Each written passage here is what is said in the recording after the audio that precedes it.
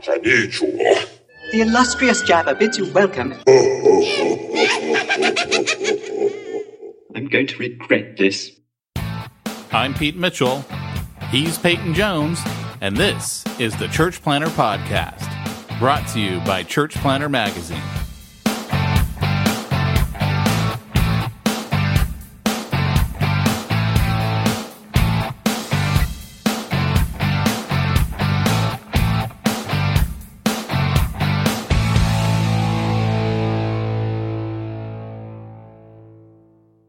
Hey guys, if you haven't checked out Logos Bible Software, for sure check it out. They're going to make you look smarter than you actually are. They've got Bible tools, things from the original Greek. You don't even speak that, but you can quote it now. You can quote Spurgeon, you can quote all the greats because it's all in there, and even have some fancy little anecdotes from church history. Head on over to logosbiblesoftware.com. I still loved it when the guy that runs that thing, I can't remember his name, but he calls me up and he goes, yeah, we've never given you a commercial. And I'm like, Peyton's been just making it up as he goes. It's all Peyton's fault. Listen to the podcast. Listen to the podcast. I've totally been making it up. You know, I keep hitting him saying, hey, give me some copy. And he hasn't. So, you know, that's so that's he gets what he gets. It's his fault. Hey, man, if I were making a Logos Bible Software commercial, that's what I would tell you. And that is what you tell us. Those guys are everywhere, man. Are they? I was on a cruise ship once and they were there. They like popped out like, hey, Logos, try us out. What cruise ship are you on? Well, okay. So, yeah, a little clarification there. It was a free cruise I was given for being a Baptist pastor. Well, first of all. And it was a Duck Dynasty cruise. First of all, we need to address the first part, which is, what would you do to become a Baptist? So here's a funny thing, though. It was a Duck Dynasty cruise, and none of the was cool it pretty guys. much like all crawdads and no, like none of the cool characters were on there. Like you didn't have Jace, you didn't have. You had Mountain Man. You had. We had like I wish we'd had Mountain Man. If we had you don't Mountain even get Man, Uncle Si. You get like Mountain Man, and we didn't have Si. We didn't have Jace. We didn't have who's the main kid, the one Willie. that runs the company. Willie. We had the dad though. Oh, that dude could preach, dude. That's the best one. Well, he was. He preached, dude. They kept opening up like parts of the ship for him to preach on, and people were coming to faith. It was rad. That's awesome. Yeah, that dude's an evangelist. I'm telling you. Oh yeah. Preaching the gospel on a cruise ship. But yeah, they were like, hey, it's Duck Dynasty. I don't think I went to anything other than there was like a Sunday morning to hear him preach, and I went to that. Other than that, I was like, oh, these aren't the good Duck Dynasty people. I'm not going. If this is your first time turning into the Church Planter Podcast, oops. If this is your second time turning into the Church Planter Podcast, double oops. But if you're a regular listener, this is what we like to call smack talk. It has nothing to do with church planting, so deal with it. If you're a second-time listener, you're probably here going, you know, I'll give him that first one. It's got to be better second. Maybe it'll get better. Maybe. Nope. I hate to disappoint you. Well, I don't really care. So, last week was on sin. If they came back, they're waiting for the gospel now. Woo! By the way, I was going to ask you, what is today's topic? Today's topic is how much time should a minister spend outside his office or hers? Did you just go liberal on me? No, hey, you know, ministers are male and female nowadays. We've had a podcast on that. I know. Once you're in team leadership, it's like, hey, you know, what's your problem? Well, you know, all I got to say to that whole thing is, walk on the road. Walk right side, safe. Walk left side, safe. Walk middle, sooner or later, get the squish, just like grape. Here, church planting. Same thing. Either you, church planting do. Yes. Or church planting do. No. You, church planting do. Guess so. Just like grape. I love that one. You can't even tell it was dubbed. No, not at all. No, I did it very professionally in my studio. You can't even tell. The day you sent that over to me, I was like cooking tacos with the wife in the kitchen, and I'm like losing it. I'm laughing so hard as I'm listening to that.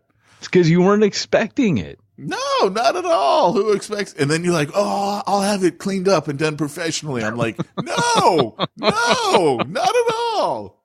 I was gonna go on Fiverr and have someone do like a real Miyagi one. No, that would have been way. great. No, this is better.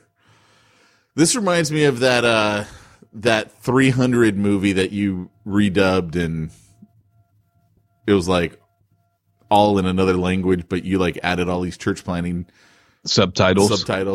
And you train church planners when the guys come down and they're like, they go to stop them. They're like, no, you can't do this.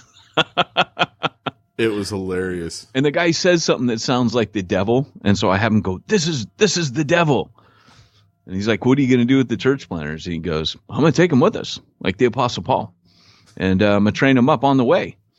And then they all the characters look at each other like he's nuts. It's so good. It was amazing to me how well the words fit what was happening on screen. Like when I saw it, I was like, how did that even happen? Like, who thinks of that? Like someone, I didn't watch the State of the Union this last week because I was at the range. That's more important to me. And someone took, I kid you not, man. Someone took the State of the Union and has Trump singing some Spanish song, and it is hilarious. Like, what? They dubbed it, right? And so it's him with his movements. You got to show this to me. Oh, the reason why I couldn't is because you know how like now you can put like titles above your videos, and someone put profane words. They were like, "What the f did he say?" And I was like, "Dude, I can't repost it because it says that." But it was hilarious. I'll give you that. It was absolutely hilarious because it looks like he's singing a Spanish song perfectly. That's hilarious. Perfectly. Yeah, I love those dubs, man. I love when those guys do the bad lip reading. Oh, it's just so good. Yeah. What's happened with you this last week? What do you got to share on? You know, I show up to this thing every week now, and I can't remember jack. Yeah, I do know that. I mean, that's pretty much it. I'm thinking of the topic. I got a head chock full of stuff that I want to talk about, but I can't remember anything for Smack Talk nowadays. I had my intern here, and I told him you just need to shadow me because he's over from Wales. And who is it? It's Ben Biscoe. I don't think you know him. You might have met Ben. I know who he is. I probably met him at Refuge when he visited there a few years back. Yeah, he might have done. I think he came out last year. So Barry came out. Intern, wrecked his world, changed his life. And he told Ben, he goes, "This is the most exciting thing I've ever done. You got to do it." So Ben came on out, and he's been shadowing me for 1 or 2 days a week. Other than that, we've got him with Ruben, Chris Langham. He's been over with Paul. So we're just kind of keeping him, shuffling around some of the churches. You got him over with Paul Percy? Yeah. Oh, well, that'll teach him how to church plant in Wales for sure. Stanton is pretty much equal to Wales. He's actually Oxfordshire, man. Oh, well, Stanton is a lot like the steelworking town that I went to at first. Like, it is. Yeah, it is, man. I mean, I was just looking through pictures yesterday because Banksy painted that picture, like, on the corner with the kid catching the snowflakes in his mouth. But it turns out you go around the corner, it's a dumpster on fire, and it's ashes. Oh, gross. Have you seen that? No. Yeah, so Banksy's, it's not his most recent. I think there's one more. Oh, okay. All right. Yeah, he's like the most famous graffiti artist in the world right now. And nobody really knows who he is. He's got a secret identity, but he tags stuff and pops up. They've done like whole museum wings of his stuff, like he's had an exhibit. Recently, he had this is pretty famous. You might have seen it, where they auctioned off the only time he's ever put one of his works up for sale. And as soon as the gavel came down, someone bought it for crazy amounts of money. It immediately started shredding itself. Oh, yeah, I heard about that. By remote control. So that's Banksy. So he painted a picture like a walking distance from my house where I lived. There was a shredder in the frame, and when the Yeah, guy there's a bought shredder in the frame. it automatically shredded. It was remote control. As soon as he said sold, zzz, it started shredding itself, Yeah. which made it even more valuable. Well, and see, that's the stupid part about art. It made it more valuable. Because that piece is now hands down his most famous piece. Because I got to tell you, I've got a shredder here in my office, and I shred stuff all the time, and I can't get anyone to give me any money for it. Depends on what it is. Could be quite valuable. But, it's funny. I was just walking around that street, and I was looking at pictures of it yesterday because I was putting something together for a newsletter. And I just looked at it and went, man, that was a really rough neighborhood. I mean, you just look at it, and you're like, that just looks like a rough place. But it was a rough place, Right now, you look like a lumberjack. We said that before we started the podcast. Because you got your You like flannel this look shirt on me, don't you? Honestly, because I'm a product of the 90s, the 80s and 90s, yes. Like you go, yeah, look, I'm metrosexual. I'm like, no, you said you're millennial. That's what it was. Whoa, not the same thing. Not metrosexual. Which we all know actually, I am not a millennial. Millennials and metrosexuals. Careful now. Careful, Mitchell. Careful. They are the same. Come on. Nope. Dude. Not going to go there. Nope. Millennials and metrosexuals are totally the same. Shovel, hole, deeper. Nope. I stand by that one, man. I'll challenge any millennial to prove me wrong. All I gotta do is show them a picture of a metrosexual. I go, you're the same. You're the same. No, but you look like a lumberjack, and you're like, oh, I'm a millennial. And I go, no, you look like grunge right now with your facial hair. But I got a mustache. Whenever I grow a mustache, and even though it's a Fu Manchu. Yeah, you got to tell them you've got the Paul Tuttle Sr. It's the biker thing, right? It's like the big, Paul Tuttle Sr. with, what do you call this part? It's like the soul patch goes down into I don't know. To the goat. I miss my chin thing though. I miss that. Where it's just the whole chin? Yeah, my thing I normally I've had for like 6 years. Andrew told me yesterday, no, I like what you got now. So I'm like, okay. Yes, but I miss that old thing. I'm still waiting for puberty to kick in so I can actually grow some decent facial hair. It hasn't happened yet. Man. Wow. Yeah, that's rough, dude. Keep shaving, rough. Dude. That's all I can tell you. Keep shaving. Keep shaving trucking. What's there, and it'll grow back stronger. Every once in a while, I go, that's it. I'm shaving it off. I'm going to grow in a fresh batch. Right? That's what this recent thing is. This was shaved off like a week ago, and I barely got stubble now. You had a goatee when I first met you. I've had a goatee most of my life, and then in the last couple of years, it's gone. A second grade picture was you looked way older than your age. I've gone old, man. It's not red anymore. It's white.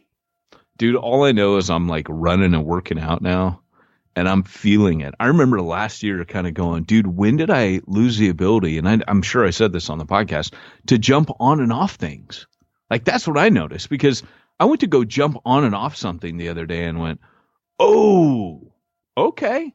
All right. Didn't know I lost that superpower. What did you go to try to jump on? I don't know, because I got kids, right? Like I was probably jumping on some rock and trying to ricochet off something and, air skateboard, something like that.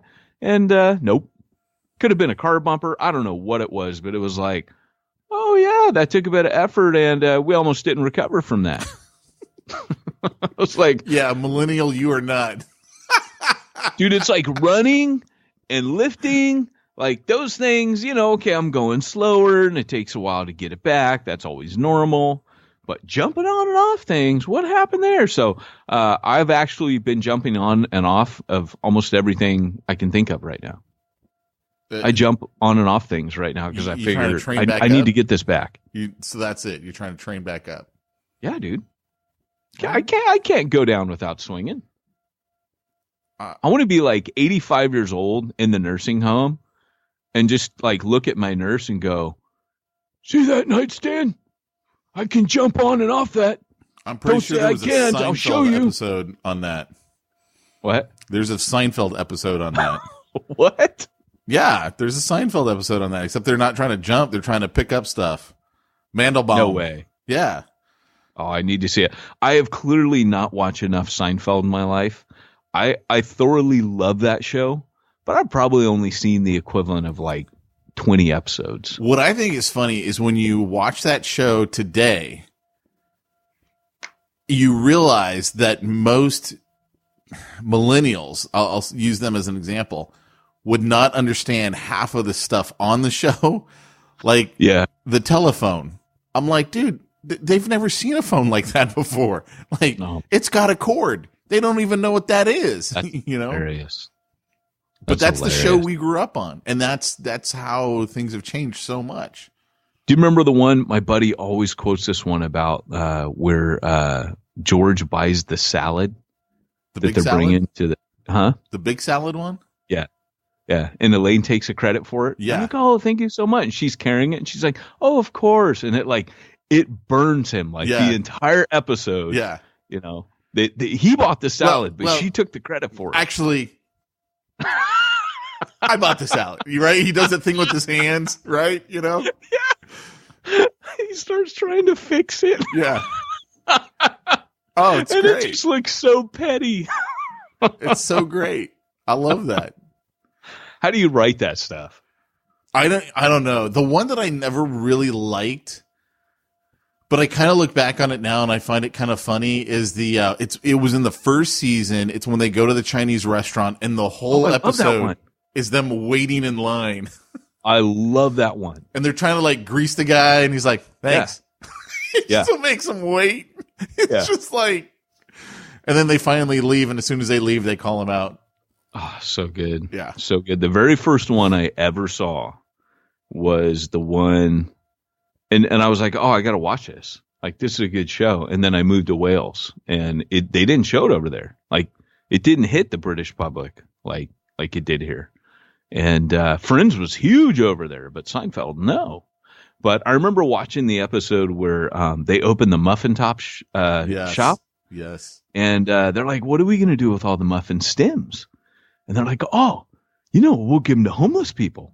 And the episode ends with this angry mob of homeless people with trash bags full of muffin stems. Cause they're like, everybody just loves the muffin tops. I mean, you don't even need the stem, so they just bought a bunch of muffins and ripped the stems off and opened this business. And the homeless people are like, it's like Frankenstein is how they do it. Like they're banging on the castle gates and pitchforks and all that. And they're all mad.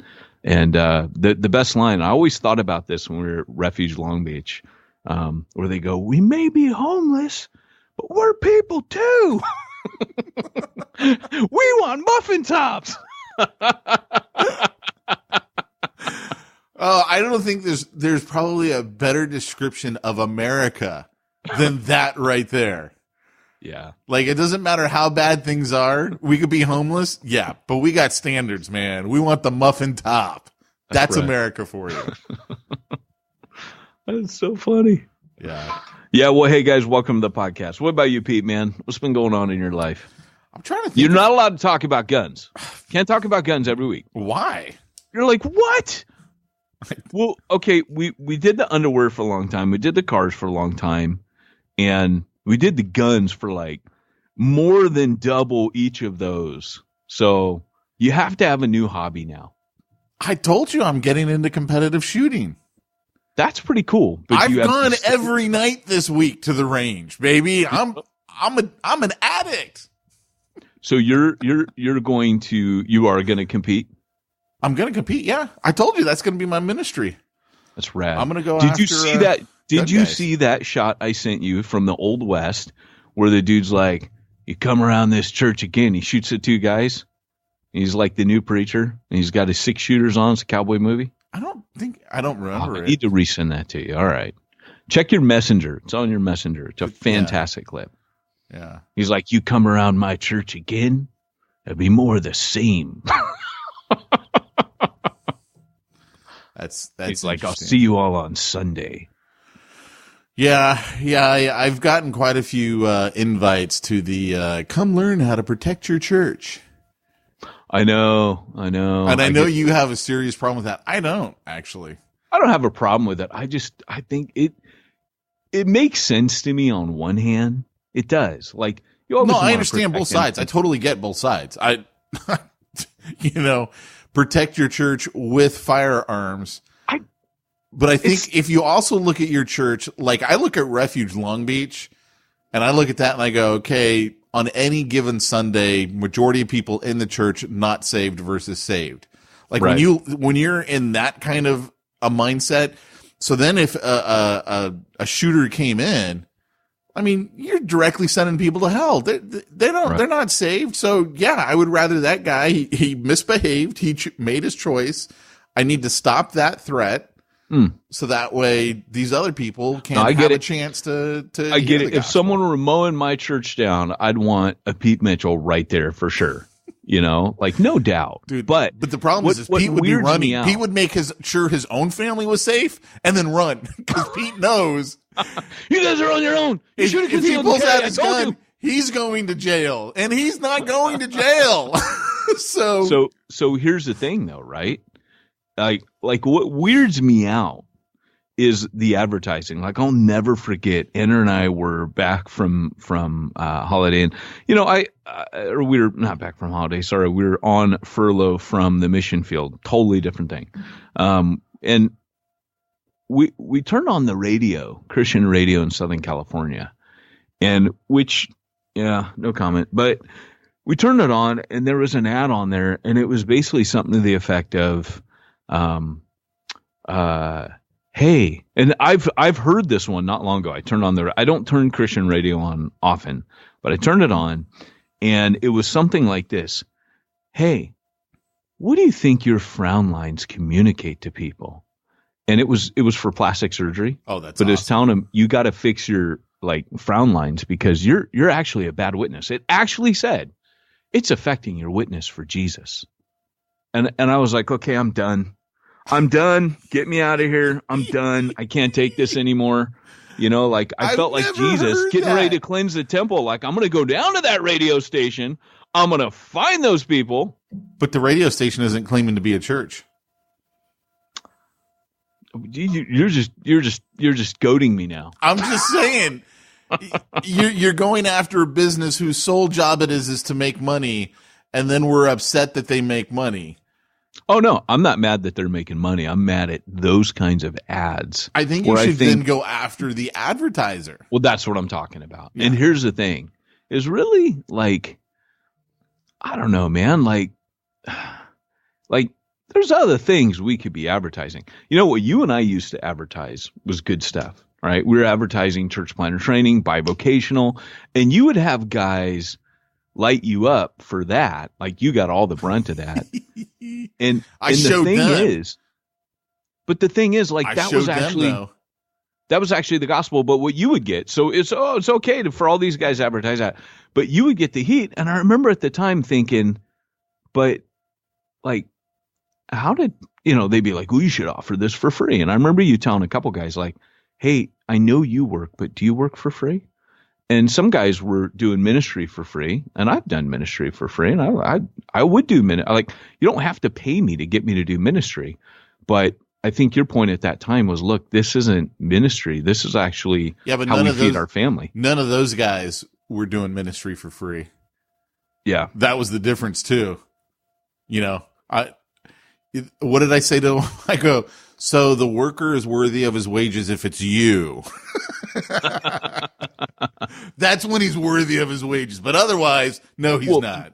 And people will say like, oh, well, it's so far away from first century. Well, no, because Paul says, hey, Timothy, don't muzzle the ox. Like if a dude's doing ministry, particularly if he's laboring in word and doctrine, give him double honor. So training falls into that. If you're training others, there's no better way. Like, for example, someone had to pay for Jesus to train the 12. In Luke chapter 8, first couple verses tell you who did it. And it was actually someone from Herod's palace, and Mary Magdalene, who, she had acquired some wealth by some unmeanly gains, shall we say. But Jesus' ministry was funded. Supporting 12 guys, that's the kind of thing that, so somebody pays somewhere. And even Paul, like when Paul was going around and, he was tent making, how is he supporting those guys? I guarantee you he was getting them tent making. It probably, if that was his skill set. Yeah, he was getting them tent making, and I doubt, I would almost imagine he was putting them to work in the business as he was doing that. Now, why did I launch into that? I don't know. When I have to weigh the difference between getting people who are you looking at that passage? I can see. Yeah, no, because I remember I put it in one of your videos that we showed. Yeah, Luke 8. And the 12 who were with him, and also some women who had been held of evil spirits and infirmities, Mary called Magdalene, from whom 7 demons had gone out, and Joanna, the wife of Chuza, Herod's household manager, and Susanna, and many others who provided for them out of their means. Somebody had to pay. Yeah. It doesn't say that somebody had to pay. That was Pete Mitchell, just to be clear. Yeah. Quoting Peyton Jones. Yeah. Yeah, I remember putting that in. Hashtag copyright Peyton Jones. I remember putting that into one of our videos because it was like, hey, you can be one of those ones. If you're making money and not doing ministry, then why don't you fund the guys who are? Right. Well, and so, and that's what we call gospel patronage. And we've talked a little bit about that before. We could talk about that today, and yet that's not what I want to talk about. But I do want to talk a little bit about George Whitefield, who had a woman who funded him, someone named the Countess of Huntington, who was an English duchess. Are you moving into the topic? Huh? Are you moving into the topic? In a minute, not just yet. Little preemptive strike here, but basically she was responsible for planting 28 churches, and she wanted to see them raised up. And when I say she planted, it wasn't that she directly, but she was there for a lot of them. But she was funding gospel ministers. She was telling Whitefield, train up people like yourself, or I will fund their training, and we need to multiply you. And from that came 28 church plants out of her means, out of her wealth.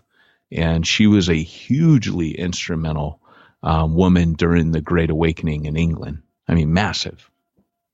She basically funded, who paid for Whitefield's ministry? So these are things we don't think about very often.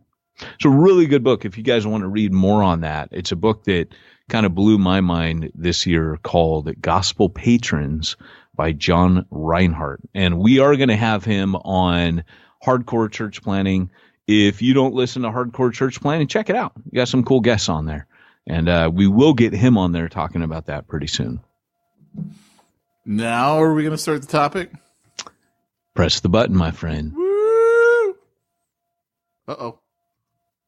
Great Scott! It's time for this week's topic. Let's get down to the nitty-gritty. So whenever you say that, I always kind of half anticipate that you're going to go, Great Scott! Remember those days? Dude, I've actually got a really funny story that I don't think I can share on the podcast, but it's hilarious. It happened when I was listening to the radio this one time. And I can't share it. Don't share it. I can't. But it's time for the Great Scott. It's everyone time for just this week's needs to trust. It's really, really funny. We must take your word for that, Pete Mitchell. You do, because it's so inappropriate. It's not vulgar. It's just inappropriate and funny. Oh gosh, and so stinking funny. Oh gosh, can't be as bad as that time we were at Rick Warren's church meeting with his dudes, and your tom went off. Wait, oh dude, that was really funny. Okay, so I gotta tell me if we gotta cut it. But here's the story, because I gotta say it now. You gotta cut it. You're just creating work for yourself, pal. But I gotta tell it to you because it's so funny to me. So this radio station, when I was growing up, they would do this. You know how radio morning shows always do funny antics and get the listeners to do stuff. Who was it? So what they would do is they were like, they want you to call into the radio station from your job, and your job was to pass gas into the phone at your job. No. Yes. And they're like talking to this one guy, And he's like, yeah, I'm ready. I'm ready. And the next thing you hear him go, he goes, uh-oh.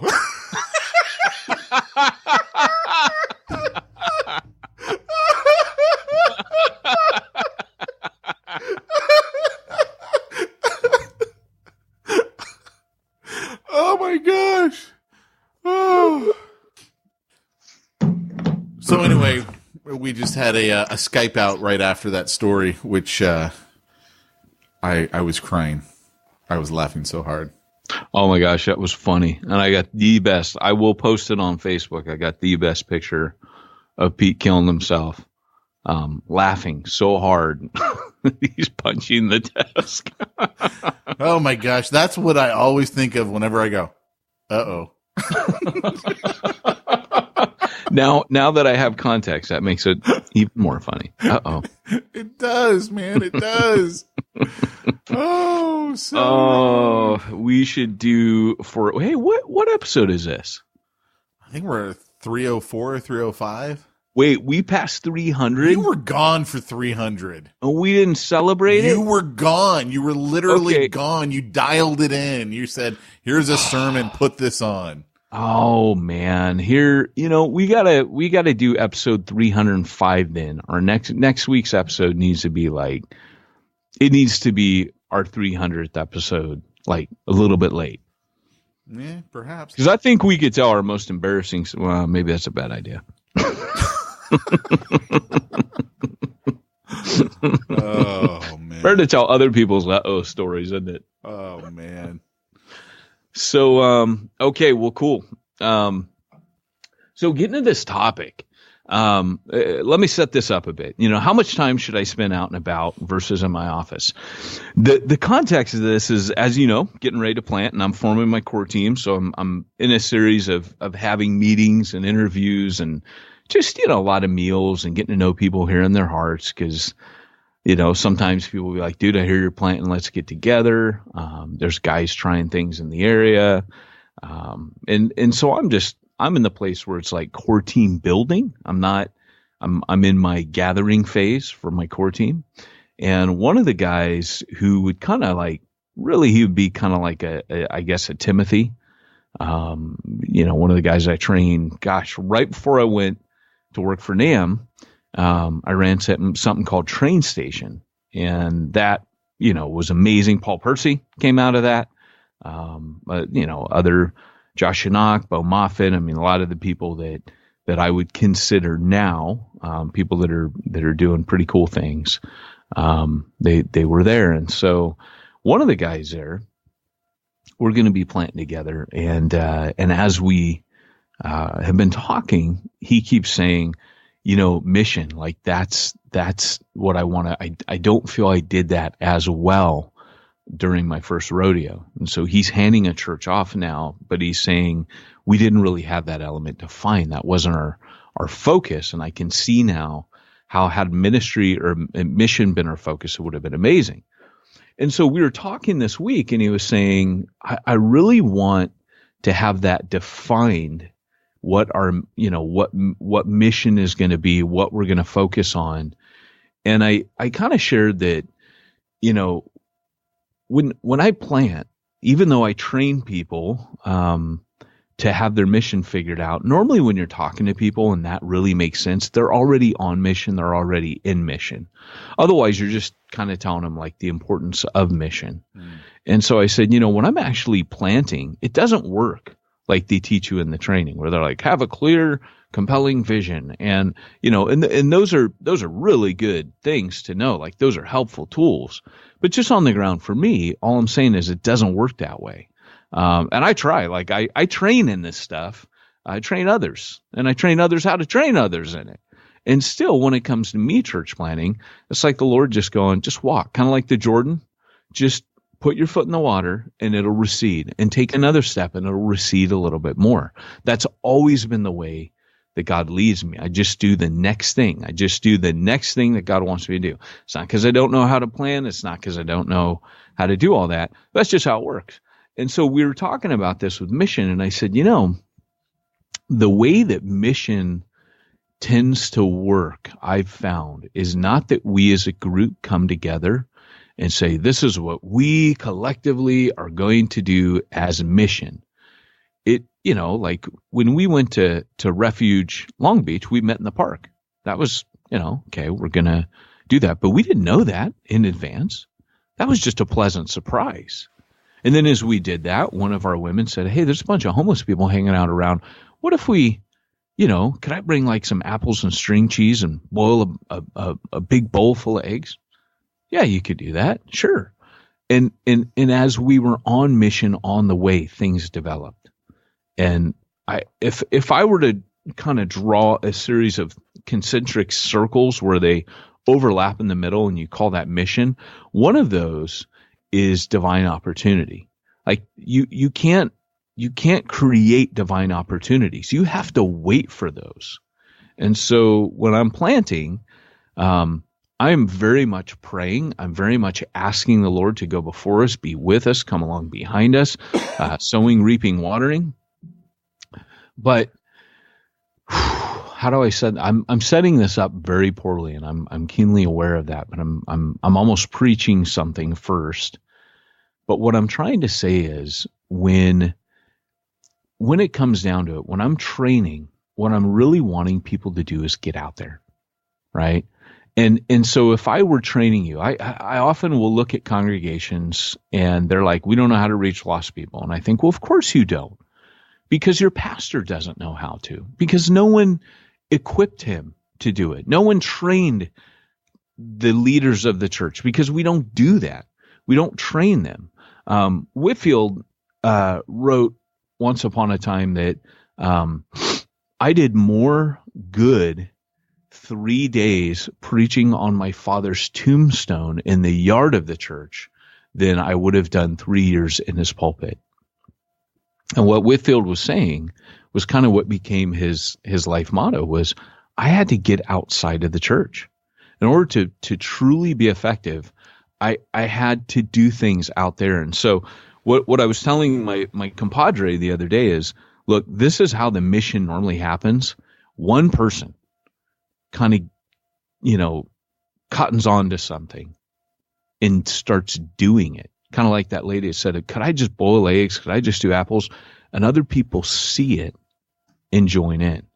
We would have never had the insight to say, hey, guys, what we're going to do is go to Smart and Final or Costco and buy a bunch of apples and string cheese and boil a bunch of eggs. And you were there. So, I mean, you can comment on this, but we would not have known, because around every bend, there were twists and changes and things happening that we weren't prepared for. And I would say it happens every time like that. I'm here. Any thoughts on this, Mr. Mitchell? You're looking at guns, aren't you? You're like, ooh, I want that one. Google. No. Interestingly enough, where my mind went, I don't know is necessarily the direction that you are going with this topic, but I'm going to share it anyway, because that's what I do. I don't care where you were going, Peyton. Here's what I'm going to share. No, that's okay, because, this is a broad topic, because it has to do with everybody just doing what God's called them to do on mission. And then that's where the church finds its sweet spot. Well, part of what I was thinking about is, okay, years and years ago, this is, I don't know, maybe 15 years ago. As a financial planner, I was working at this one company, and basically I had just read a book about this mom that, in order to save her kid from being taken away from her because her husband had just died, she had to make $1 million, and she had 90 days to do it. And so I remember looking at that, and I was like, hey, what if we took the same idea and we applied it to our business? Because, we were all straight commission only. And I'm like, what if we set out this goal? We're going to make $1 million as an office. We're going to, but we're going to do like 4 or 5 of us here in the office. And in 90 days, cumulatively between all of us, we'll make $1 million. And so I went to the branch manager, and he was like, oh, this is a great idea. And he wanted to get everyone in the office in on this. And I was like, yeah, but it won't work. And so we did it anyway. So we ended up with like 25 people in the office, and, you know, we had this big meeting on a Saturday, and here's the goal is $1 million over the next 90 days. And here's what this means you need to do as an individual, and blah, blah, blah, all this stuff. Right. And of course it didn't work. And the reason why it didn't work was because there were too many people going after that goal. And when there's that many people, it's too easy for someone else to go, well, it's all right if I don't do it, because, you know, someone else is going to pick it up. Right. And that's what happened. And I was kind of thinking about that in terms of, you know, starting a church plant and all that stuff. It can't, I don't know if this is, I don't think this is necessarily the direction you're going, but let's say, you know, the object is, hey, we're trying to reach our community. But if you do, like, not have a solid core team, and by core, I mean literally a core, like not everybody, not 20 people, not, you know, 30 people, but like a core that is like, this is what our goal is, and we're going to make this happen. I think you can get lost, because then everyone's just like, well, you know, it's all right. Billy over there, he's an evangelist. He'll go out and invite, you know, the 3 people and plus another 3. And I was going to do those other 3, but that's okay, because Billy's going to do it. You know, that kind of a thing. And I think you start to lose some of that potency when you try to get too many people in on, you know, this outreach goal. I don't know if that makes any sense. No, you're right. We had a couple guys, you know, both of them ex-cons. It was Ruben and another guy, Big Anthony, and and they were like, hey, we want to go to a bar and just talk to people about Jesus. Now, that would not have been right for everybody, right? But that was, they were like, hey, are you cool with this? I said, of course, as long as you guys go 2 by 2 and you're watching each other's back, and we don't want to find you like out there, like, you know, drinking shots with strippers or anything. But like, if you're going to a bar and you're going to talk to people about Jesus and you're sharing the gospel and that's your thing, go for it. And, that, like I said, that was just something they felt, because they're like, that's where I would have been, you know, before I knew Jesus, and I needed Jesus and I received Jesus.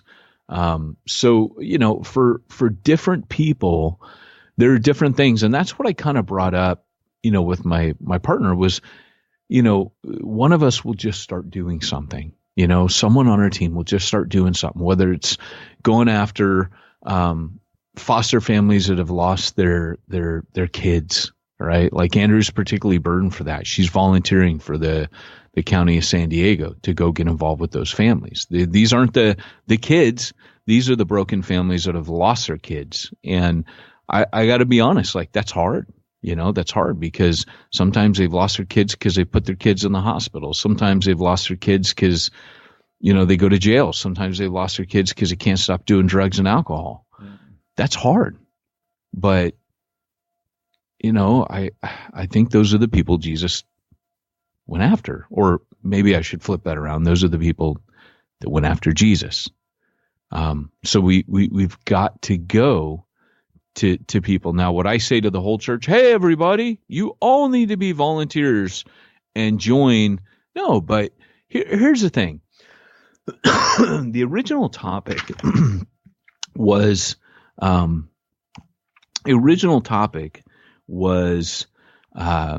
how much should you spend your time? And when it comes to training ministers for the gospel, I was speaking to believe it or not, a bank sales team and marketing team the other day.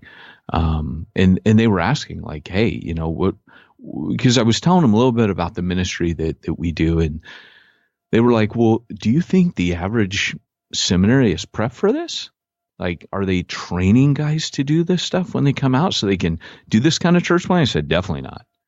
But it's so, like, you got to back up and say, why?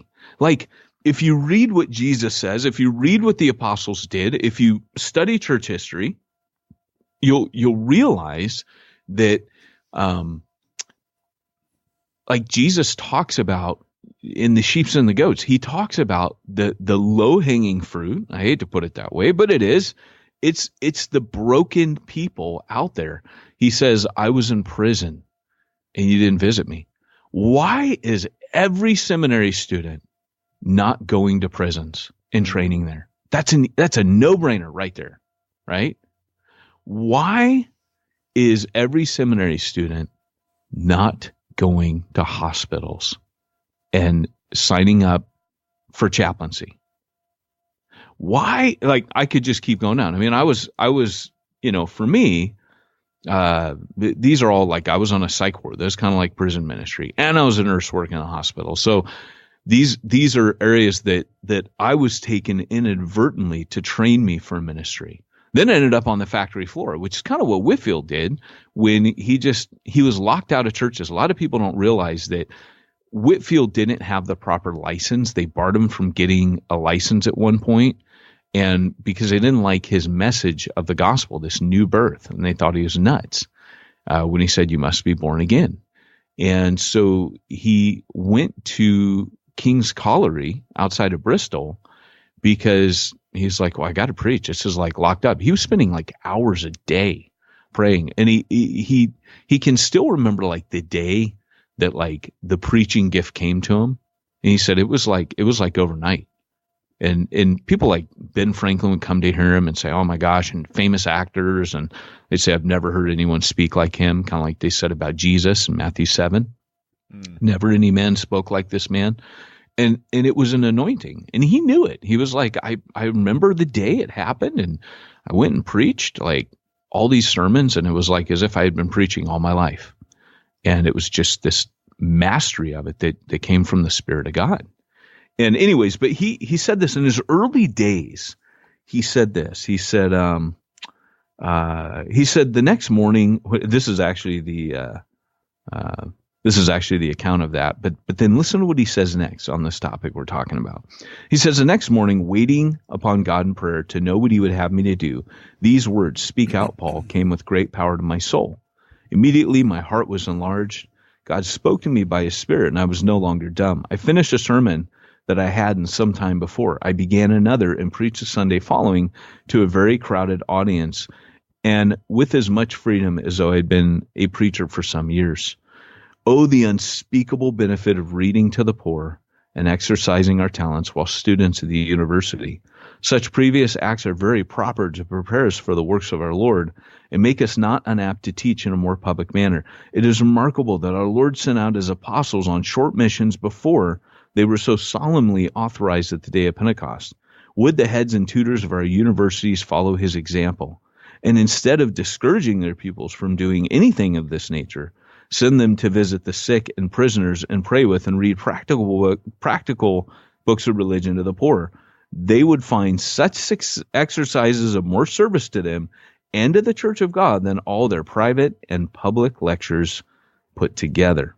And he says, thus God dealt with my soul.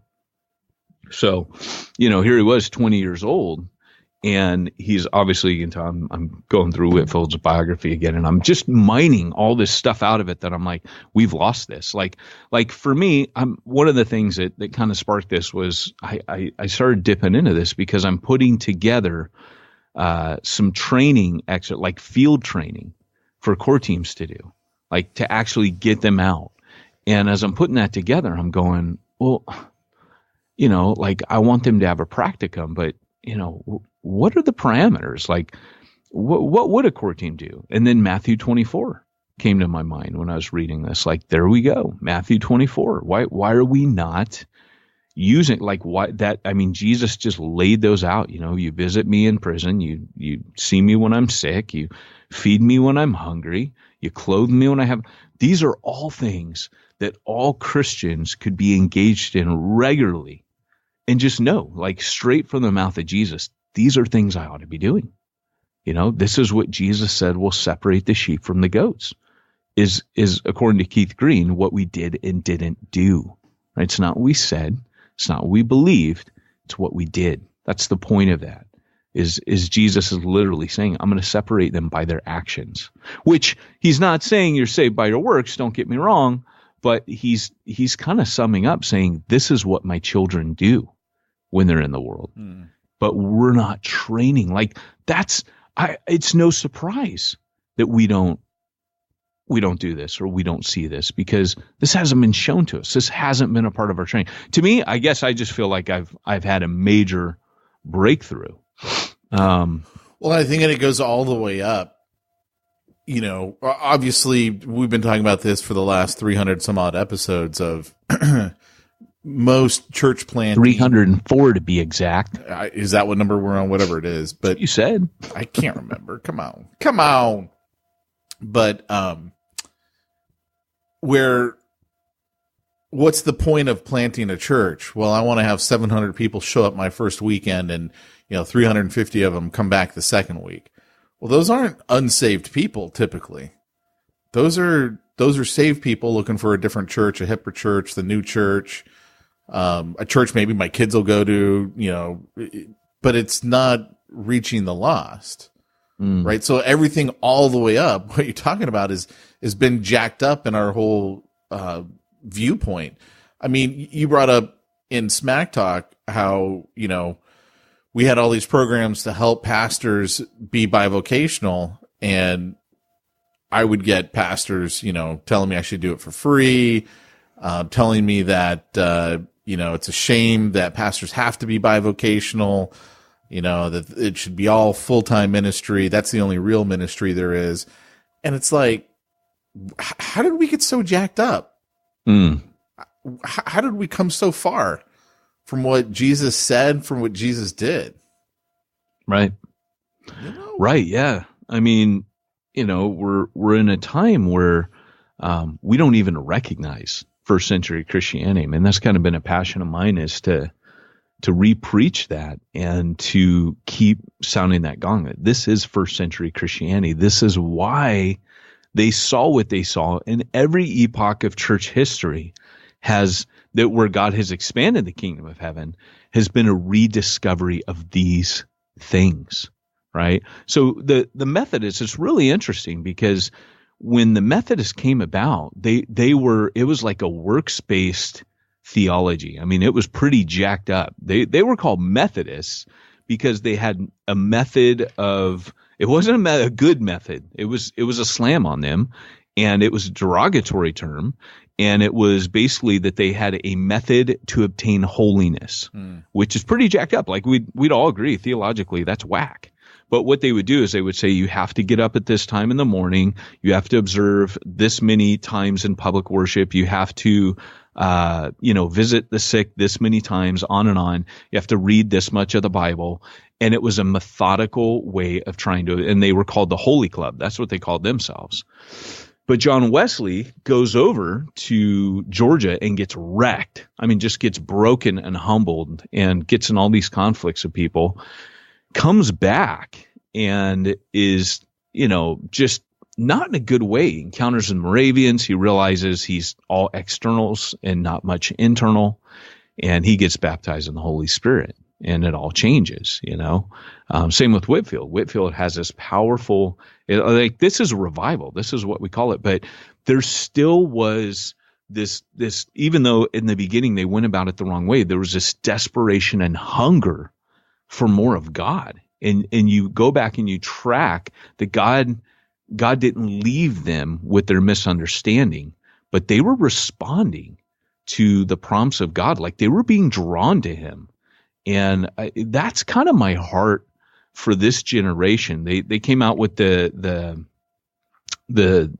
statistic yesterday, the 50% of millennials, and I don't know if that was millennial Christians or not, but 50% of millennials believe that sharing your faith is wrong, like it's immoral, it's insulting and evil and wrong and shouldn't be done. And of course we live in a climate now where if you make me feel in any way bad, or you make me feel less than, or, and of course, sharing your faith it's an absolutism. It's, I'm right, you're wrong. So to a millennial, to 50% of them, they think, no, this is evil because you're making me feel bad.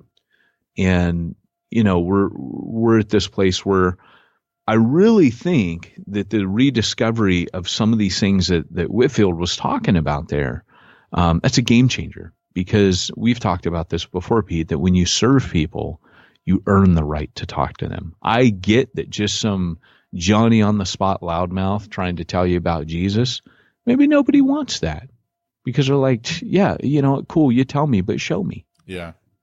I mean, maybe. And so for church plants, that's kind of the deal for me. Like, no joke. Like this in the conversation I shared with him, I said, as Andrew's doing that, I'll be involved in that in some way, shape, or form. I may be meeting some of these guys when they come out of prison. And that's something that he used to do. He was serving as a chaplain. I said, brother, that was the most exciting thing that I saw in a long time, and I want to do that. I want to meet some of these guys when they come out of prison and help them get back on their feet. And that program, he was a part of it. It got shut down. But the reality is that is a huge need. So that's something I'm praying through. But again, if I try to approach hey, everybody, this is what we're going to do. We're going to reach. Well, somebody just has to start doing it like Whitfield. And that's the way the kingdom of God has kind of worked. It's how my life has worked. It's how missions work with me. I can't sit in a room and us make these elaborate, funky plans and then go try to do it. Normally, it's just somebody's doing it. And other people go, hey, I want to be a part of that, or I want to fall in. Why did that prison program close down? It was something to do. It was a subcontracted group of people, and something, I can't remember what it was, but something went wrong. There was a falling out between the authorities and the subcontractors. I can't remember what it was, but there was, I think the guys that subcontracted, they had a conflict with their boss. And then because they had the relationship with the prison, but the business had the contract, it shut down. There was a parting of ways. So, and it just ended it.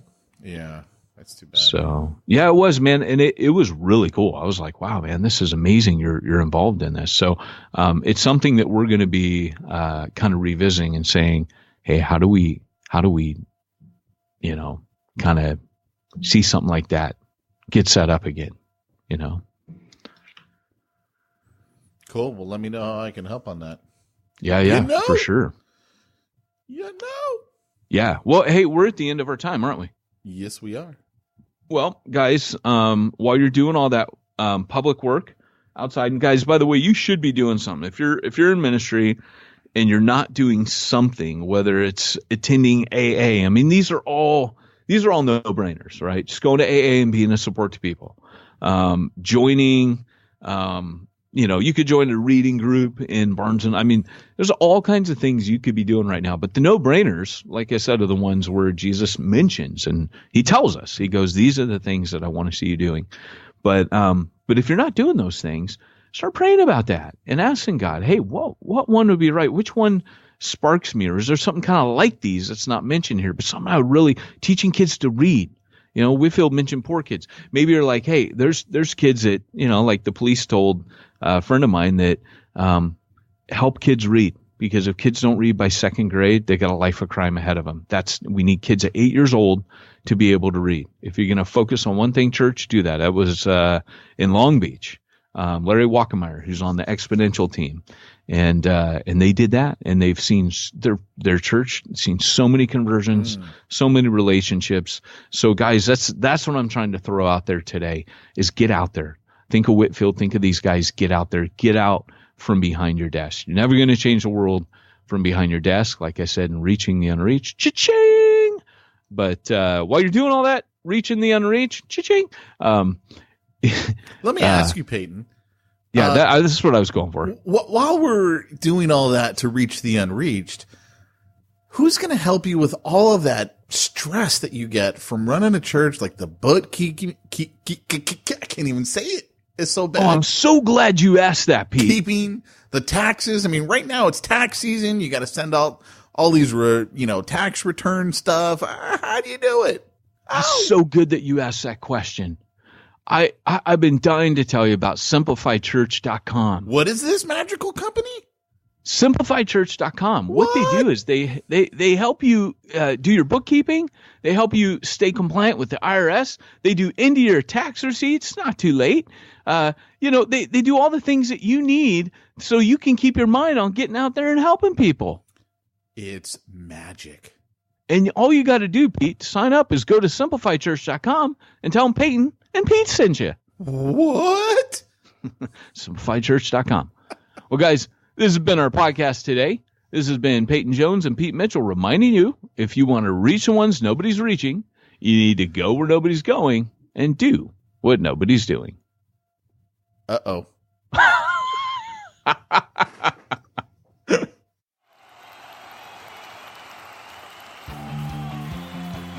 Thanks for joining us for another weekly episode of the Church Planter Podcast with Pete Mitchell and Peyton Jones.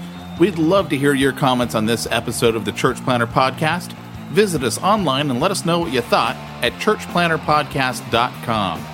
If you subscribe to us via iTunes and have enjoyed the podcast, leave us a positive review. The more positive reviews we receive in iTunes, the more iTunes will promote us to other church planners who would benefit from this show. This podcast is brought to you by the Church Planter Magazine, which is available in the iTunes newsstand or online via churchplantermagazine.com.